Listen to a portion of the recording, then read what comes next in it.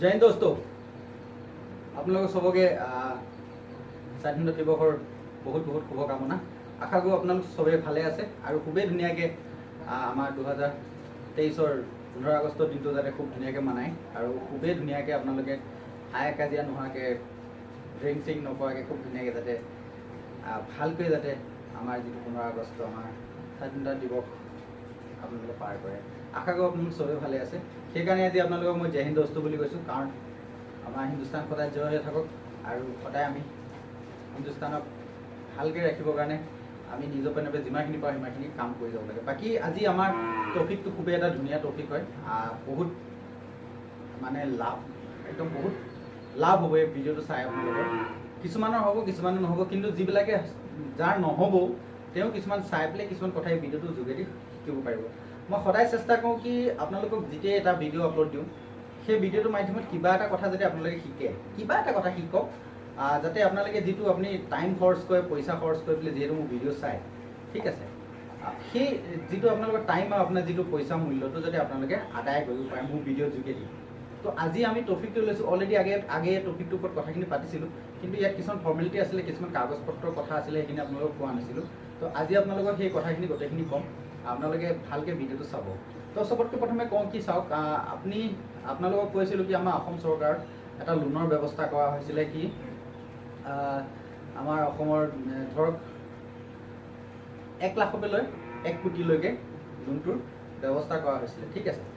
মই কিমান পাৰ্চেণ্ট কিমানখিনি আছিলে সিমানখিনি আগতে পোৱা নাছিলোঁ, কিন্তু এতিয়া মই যিটো গম পালোঁ পিছত 1 লাখকে লৈ আপোনাৰ 1 কোটিলৈকে এই লোনটো আপুনি ল'ব পাৰে। তো সেই লোনটো ল'বৰ কাৰণে আপোনাক কি কি প্ৰচেছ কৰিব লাগে, কি কি কৰিব লাগিব।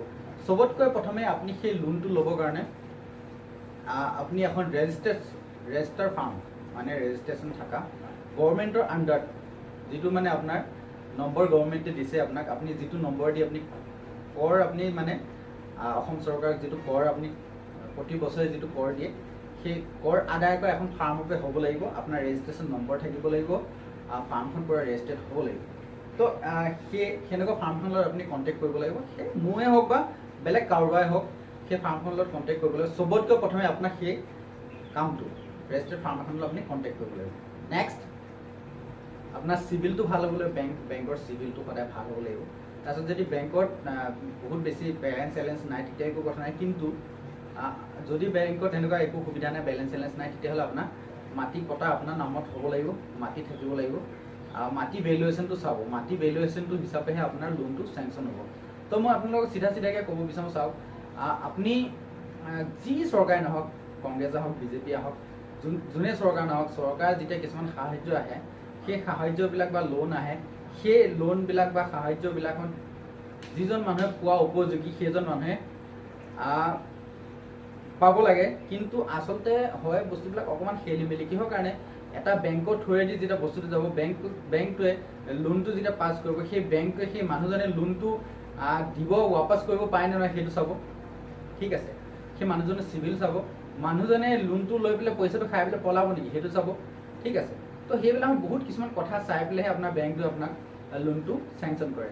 তো সেইকাৰণে এই ভিডিঅ'টোৰ যুগত এনেকুৱা নহয় কি আপুনি প্ৰতিজন মানুহে লোন পাব, এনেকুৱা নহয়।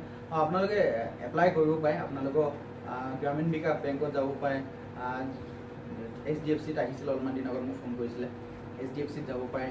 ষ্টেট বেংকৰ বিষয়ে নাজানো, মই ষ্টেট বেংকত ইমান এটা কানেকশ্যন আছে যদি মোৰ একাউণ্ট আছে যদিও তাত মানে ইমান এটা মোৰ কানেকশ্যন নাই, কিন্তু HDFCৰ পৰা অলপমান দিনৰ আগত মোক ফোন কৰিছিলে, তেনেকৈ ফাৰ্মিঙৰ লোন আহিছে, গটাৰী পিগাৰী আহিছে বুলি কৈছিলে।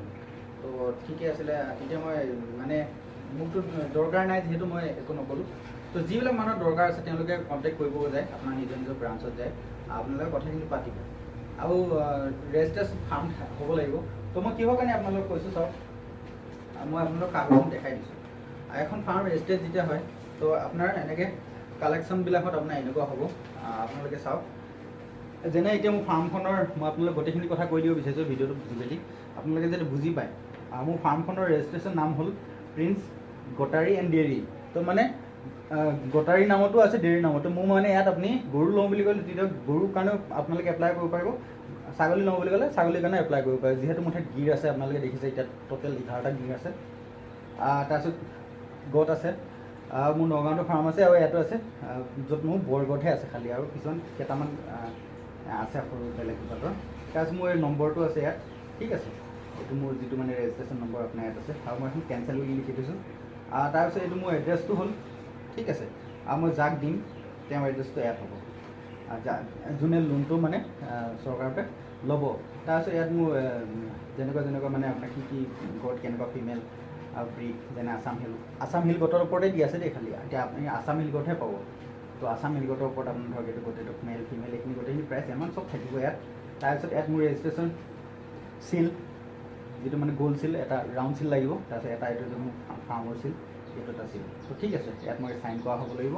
তাৰপিছত তেতিয়াহে আপোনাৰ লোনটো, এনেকুৱা ছিষ্টেম হ'লেহে আপোনাৰ লোনটো পাছ হ'ব, ঠিক আছে। মই এখন কেঞ্চেল কৰি পেলাই মই দেখাইছোঁ। অলৰেডি এনেকৈ অলৰেডি মোৰ ফাৰ্মৰ যোগেদি অলৰেডি এনেকৈ আগতে তেজপুৰৰ, তাৰপিছত নলবাৰী ছাইডত এনেকৈ 2-3জনমান মানুহক মই অলৰেডি এতিয়ালৈকে মোৰ ফাৰ্মৰ যোগেদি লোন লৈছে। 3জনমান মানুহে লৈছে এতিয়ালৈকে। তাৰপিছত এতিয়া বৰ্তমান দাদা 2জনে লৈছে। এজনে তেখেতৰ 1 কোটি টকা 1 কোটি টকা তেখেতৰ লোন পাছ হ'ব বুলি কৈছে, কাগজ ডকুমেণ্টছ জমা দিয়াৰ পিছত। আৰু এজনৰ 48 লাখৰ কথা কৈছে, মই নামবিলাকত মেনশ্যন নকৰোঁ।